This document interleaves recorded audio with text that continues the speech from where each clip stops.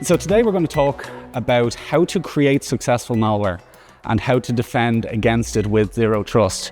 So one of the ways to evade defenses is to write unique code. Something that's never been seen before, something that won't match against those pattern engines or that your EDR will not detect as behaving oddly. So that particular piece of code you're looking at there is a piece of code that was very helpfully given to me by ChatGPT, where I went on and I said, can I please have C# code for a reverse shell? Gave that to me. Perfectly formatted, but also surprisingly functional reverse shell code.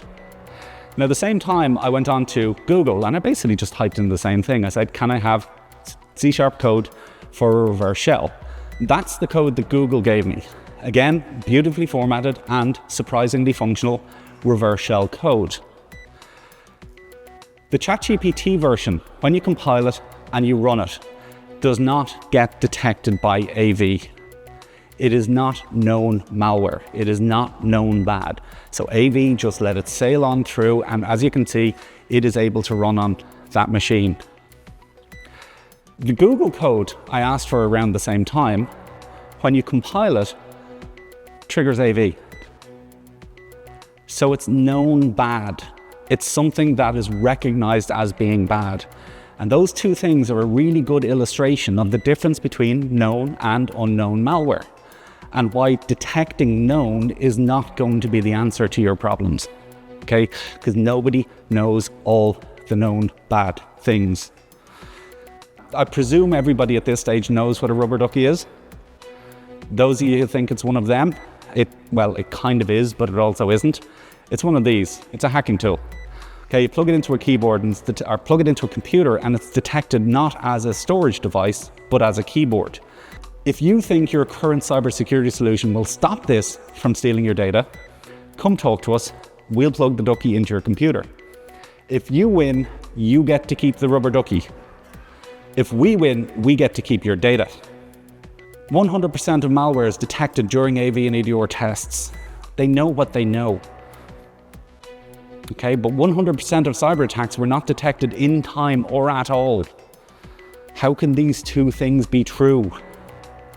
So what can you do to protect yourselves, to protect your customers? Okay, at the endpoint, block unauthorized software, not just bad software, all software that is not needed. Because I can tell you, and I know from experience, I've seen instances recently where they don't need to run ransomware in order to perform a ransomware attack. And obviously taking away admin rights. Now, taking away admin rights isn't going to do a damn thing to protect you against ransomware, but we all know it's a good idea. It's good practice. Okay, we allow you to take away those admin rights using ThreatLocker, and we also allow you to give them back for individual programs.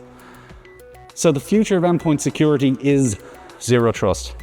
I've managed to get 25 minutes into this presentation without mentioning the word zero trust once. Okay, but it is the future. Only allow the software you need and block everything else. As I said, good, bad, doesn't matter. Is it needed? No, block it. But ring fencing is what protects. It's kind of the secret sauce. Okay, ring fencing protects weaponization of existing software, of all of those things that are built into your machines, the PowerShells, etc. So restricting what they can do. Block them from accessing data they don't need to access. The platform has grown exponentially over the last number of years. So once upon a time, it was just allow listing ring fencing. We have elevation control, storage control, controlling what programs can access what data, network control. Obviously, ThreatLocker Detect has been recently added, and Configuration Manager and the community. ThreatLocker Detect, if you don't, as I said, most of you probably know about it. Okay, a lot of it based around the MITRE ATT&CK framework, but again, telling you when there is anomalous activity or behavior in your network will help you and will help response. Thank you.